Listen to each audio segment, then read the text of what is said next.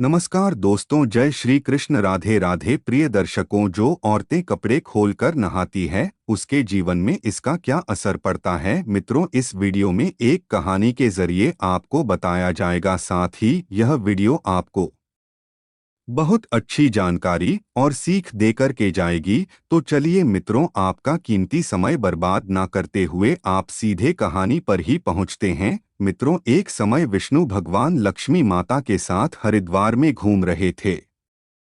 लक्ष्मी माता ने देखा कि समस्त मनुष्य गंगा में नहा नहाकर हर हर गंगे कहते चले जा रहे हैं। प्रिय दर्शकों, अगर आप यह कहानी सुन रहे हैं तो पूरा सुनिएगा, क्योंकि आधा अधूरा ज्ञान कभी किसी के लिए सही नहीं होता।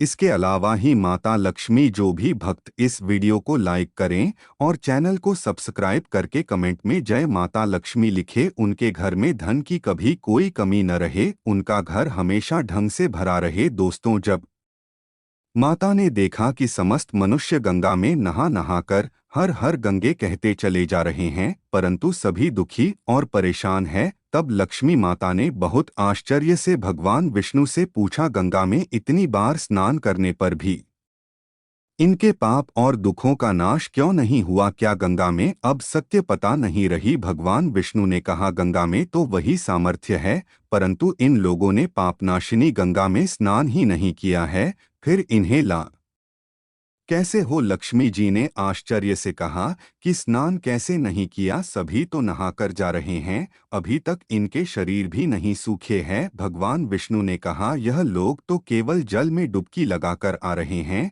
तुम्हें कल इसका रहस्य समझाऊंगा। दूसरे दिन बहुत जोर की बरसात होने लगी, गलियां कीचड़ से भर गई। एक चौड़े रास्ते में एक गहरा गड्ढा था, चारों ओर कीचड़ भर रहा था और भगवान विष्णु ने लीला से वृद्ध रूप धारण कर लिया और विवश की तरह गड्ढा में जाकर ऐसे पर गए जैसे कोई मनुष्य चलता चलता गड्ढे में गिर पड़ा हो और निकलने की चेष्टा करने पर भी न निकल पा रहा हो। लक्ष्मी जी को उन्होंने यह समझाकर गड्ढे के पास बैठा दिया कि देखो, तुम लोगों को सुना सुनाकर यूं पुकारती रही कि मेरे वृद्ध पति अकस्मात गड्ढे में गिर पड़े हैं, कोई पुण्य आत्मा इन्हें निकालकर इनके प्राण बचाए और हम असहाय की सहायता करें। और भगवान विष्णु ने यह भी समझा दिया कि जब कोई गड्ढे में से मुझे निकालने को तैयार हो तब इतना और कह देना कि मेरे पति सर्वथा निष्पाप है, इन्हें वहीं छुए जो खुद भी निष्पाप हो। यदि आप निष्पाप है तो इनके हाथ लगाइए, नहीं तो हाथ लगाते ही आप भस्म हो जाएंगे। लक्ष्मी जी तथास्तु कहकर गड्ढे के किनारे बैठ गई और आने जाने वालों को सुना सुनाकर भगवान विष्णु जी की सिखाई हुई बात कहने लगी। गंगा में नहाकर लोगों के दल आ रहे हैं और सुंदर युवती को यूं बैठी देखकर कई के मन में पाप और कईयों को कुछ धर्म का भय हुआ, कई कानून से डरे और कुछ लोगों ने तो लक्ष्मी जी को यह भी सुना दिया कि मरने दे बुड्ढे को, क्यों उसके लिए रोटी है। और कुछ दयालु चरित्रवान पुरुष थे, उन्होंने उस युवती के पति को निकालना चाहा, परंतु लक्ष्मी जी के वचन सुनकर वे भी रुक गए। उन्होंने सोचा कि हम गंगा में नहाकर आए हैं तो क्या हुआ, पापी तो है ही, कहीं सा रायता करते समय हम भस्म न हो जाएं। इस स्त्री के कथन के अनुसार हम खुद भस्म ना हो जाए, किसी का साहस नहीं हुआ। सैकड़ों आए, सैकड़ों ने पूछा और चले गए। संध्या हो चली, तब भगवान विष्णु ने माता लक्ष्मी से कहा, देखा आया कोई सच्चे हृदय से गंगा में नहाने वाला। तब थोड़ी देर बाद एक जवान हाथ में लौटा लिए हर हर गंगे करता हुआ निकला। लक्ष्मी जी ने उसे भी वही बात कही। युवक का हृदय करुणा से भर आया, उसने भगवान विष्णु को निकालने की तैयारी की। लक्ष्मी जी ने रोक कर कहा कि भाई, यदि तुम सर्वथा निष्पाप नहीं होंगे तो मेरे पति को छूते ही जल जाओगे। उसने उसी समय बिना किसी संकोच के दृढ़ निश्चय के साथ लक्ष्मी जी से कहा कि माता, मेरे निष्पाप होने में तुझे संदेह क्यों होता है?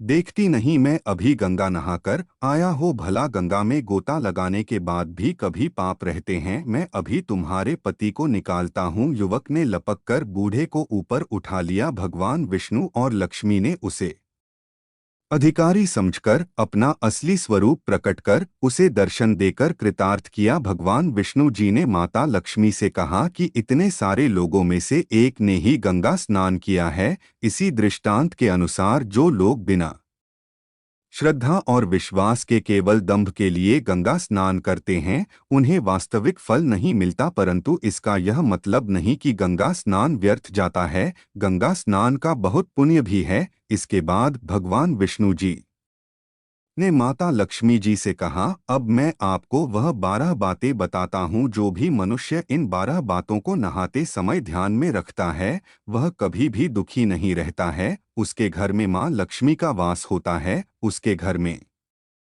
अपार धन आता है। घर में कभी भी लड़ाई झगड़ा नहीं होते हैं। उसका पूरा परिवार हंसी खुशी जीवन व्यतीत करता है। तब माता लक्ष्मी ने कहा, हे भगवान, आप हमें यह 12 बातें बताई है। इसके बाद भगवान विष्णु उन बातों को डोट बताना शुरू कर देते हैं और माता लक्ष्मी बहुत ध्यान से सुनने लगती है। दोस्तों, यह 12 बातें आप लोग भी बिल्कुल ध्यान से सुनना। इसके बाद भगवान विष्णु कहते हैं, प्रिय, यह 12 बातें बताने के बाद मैं आपको एक बात और बताऊंगा। जो औरतें कपड़े खोलकर स्नान करती है, उनके लिए यह बात बहुत ही महत्वपूर्ण है। तो ही लक्ष्मी, आप इस बात को बहुत ही ध्यान से सुनना। तभी विष्णु जी अपनी वाणी को शुरू कर और बताने लगते हैं। दोस्तों, विष्णु जी कहते हैं, स्नान करने से शरीर निरोगी रहता है और मन प्रसन्न रहता है। नहाने से चेहरे की क्रांति और शारीरिक आकर्षण में भी बढ़ोतरी होती है। अगर इस नित्य कर्म के दौरान कुछ बातों का ध्यान रखा जाए तो आध्यात्मिक से भी ज्यादा लाभ पाया जा सकता है। नहाने के क्रम में इन बातों का ख्याल जरूर रखा जाना चाहिए। नंबर 1, स्नान करने के बाद शुद्ध होकर पूजा पाठ आदि सारे काम करने के योग्य बनते हैं। इसलिए सुबह को ही स्नान कर लेना चाहिए। नंबर 2, शास्त्रों में कहा गया है कि स्नान करने से इन गुणों की प्राप्ति होती है: रूप, तेज बाल, पवित्रता, आयु, आरोग्य, नियोक्ता, तप और मेधा। नंबर 3, धन, पुष्टि व आरोग्य और स्वास्थ्य चाहने वालों को हर मौसम में और हर दिन स्नान करना चाहिए। नंबर 4, शास्त्रों में कहा गया है कि सुबह स्नान करने से पाप का नाश होता है और पुण्य मिलता है। ऐसा कहा गया है कि सुबह नहाने वालों के पास नकारात्मक शक्तियां नहीं भटकती, इसीलिए सुबह स्नान करना ही उचित है। नंबर 5, बीमारी की हालत में सिर के नीचे से ही स्नान करना चाहिए। गीले कपड़े से शरीर को पोंछ लेना एक तरह का स्नान ही कहा गया है। नंबर 6, सुबह की लालिमा छाने से पहले ही स्नान लेना श्रेष्ठ माना गया है। नंबर 7, तेल लगाकर और देह को मल मलकर नदी में नहाना मना है। इसकी जगह नदी से बाहर निकलकर तट पर ही शरीर साफ करके तब नदी में डुबकी लगाना उचित है। नंबर 8, जिन घाटों पर कपड़े धोए जाते हैं, वहां का जल पवित्र माना गया है। इसलिए वहां से कुछ दूर हटकर ही नहाना चाहिए। नंबर 9, नदी में 11 या 21 डुबकी लगाना अच्छा बताया गया है। नंबर 10, पवित्र नदियों में कपड़े नहीं की मनाही है। नदी में किसी तरह की गंदगी नहीं बढ़ानी चाहिए। नंबर 11, नल की तुलना में झरने का पानी झड़ने से ज्यादा, नदी का पानी, नदी के पानी से किसी तीर्थ का जल, पीठ के जल से गंगाजल अधिक श्रेष्ठ माना गया है। नंबर 12, गंगा माता का कथन है कि स्नान करते वक्त कोई चाहे जहां भी मेरा स्मरण करेगा, मैं वहां जल में आ जाऊंगी। इसके बाद भगवान विष्णु जी ने कहा, अब मैं आपको औरतों के बारे में बताता हूँ। जो औरतें कपड़े खोलकर स्नान करती है, हिंदू धर्म शास्त्रों में हर एक चीज के लिए कुछ नियम बनाए गए हैं। इन नियमों में से एक है स्नान को लेकर की गई बात है। ऐसा माना जाता है कि आम व्यक्ति को शास्त्रों के नियम का पालन जरूर करना चाहिए, जिससे उनके घर की सुख समृद्धि बनी रहती है और खुशहाली आती है। साथ में अपार धन बरसता है, माता लक्ष्मी प्रसन्न होती है। दरअसल हमारे शास्त्रों में ऐसी कई बातें लिखी गई है जिनका हम पालन सदियों से करते चले आ रहे हैं, लेकिन उसके कारणों के बारे में हमें अभी भी पूरी जानकारी नहीं है। ऐसे ही नियमों में से एक है निर्वस्त्र स्नान करना। आपने अक्सर घर के बड़ों को ऐसा कहते सुना होगा कि कभी भी स्नान बिना कपड़ों के यानी निर्वस्त्र नहीं करना चाहिए। अगर हम पौराणिक कथाओं की बात करें तो निर्वस्त्र स्नान की मनाही का एक सबसे बड़ा कारण कृष्ण जी के समय से जुड़ा है। पौराणिक कथाओं के अनुसार एक बार जब गोपिकाओं सरोवर में स्नान कर रही थी और वो निर्वस्त्र थी, उस समय बाल कृष्ण ने गोपियों के सभी वस्त्र छिपा दिया। उस समय जब कृष्ण जी ने उनके वस्त्र छिपा लिए और गोपियों ने अपने वस्त्र वापस लेने की प्रार्थना की, तब कृष्ण जी ने उन्हें समझाया कि कहीं भी बिना वस्त्र धारण किए स्नान नहीं करना चाहिए। इससे जल के देवता वरुण का अपमान होता है, इसलिए आपको निर्वस्त्र स्नान न करने की सलाह दी जाती है।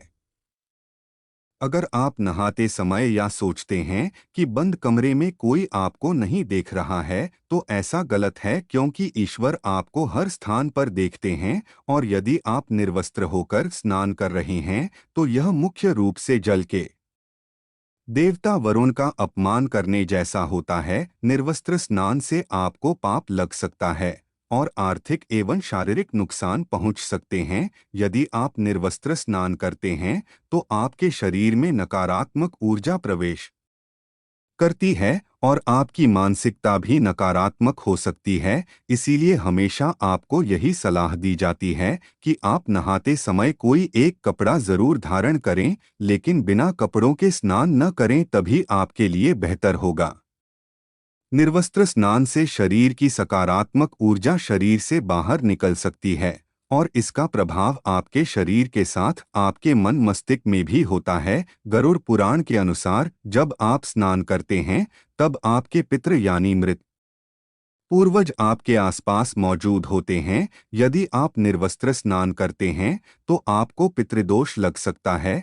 ऐसे स्नान करने से आपके पितरों को तृप्ति नहीं मिलती है और यह घर में पितृदोष का कारण बन सकता है। और ये वस्त्रों से गिरने वाले जल को ग्रहण करते हैं, जिनसे उनकी तृप्ति होती है। निर्वस्त्र स्नान करने से पितृ अतिरिक्त नाराज होते हैं, जिनसे व्यक्ति का तेज बल, धन और सुख नष्ट होता है। इसलिए कभी भी निर्वस्त्र होकर स्नान नहीं करना चाहिए। पुराणों के अनुसार नहाने वाला पानी पूर्वजों के हिस्से में जा आता है और निर्वस्त्र होकर नहाने से इसे पितरों के समक्ष बिना कपड़ों के नहाना माना जाता है। शास्त्रों में ऐसी मान्यता है कि यदि कोई निर्वस्त्र स्नान करता है तो माता लक्ष्मी उससे रूठ सकती है। इससे आपकी कुंडली में धन हानि के योग बन सकते हैं और आपकी आर्थिक स्थिति खराब हो सकती है। इन्हीं कारणों से आपको निर्वस्त्र स्नान न करने की सलाह दी जाती है और शास्त्रों में भी इस बात की मनाही है।